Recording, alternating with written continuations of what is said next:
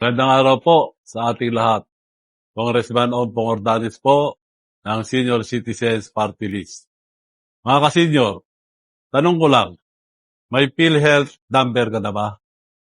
Kung wala pa, kumuha ka na ng PhilHealth number para mas madali ang pag-avail ng PhilHealth benefits mo. Dahil lahat ng Pilipino ay miyembro ng PhilHealth ayon sa Universal Healthcare Law. Kaya huwag mag-alala, kahit wala kang kontribusyon, basta senior citizen ka, pwedeng-pwede kang magparehistro sa PhilHealth. Paano?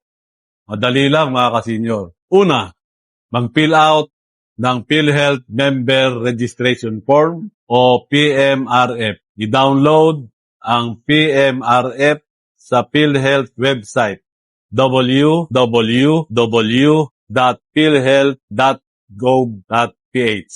Pangalawa, sa PhilHealth website, i-click ang online services. I-click ang member portal. I-click ang PhilHealth member registration. Ilagay ang inyong valid email address. Makakatanggap kayo ng link kung saan kailangang i-upload ang PMRF at supporting documents.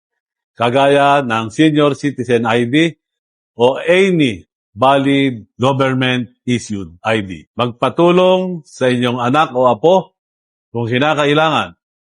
Tandaan, mahalaga ang inyong kalusugan, kaya magparehistro na sa PhilHealth para magamit ang iyong benepisyo.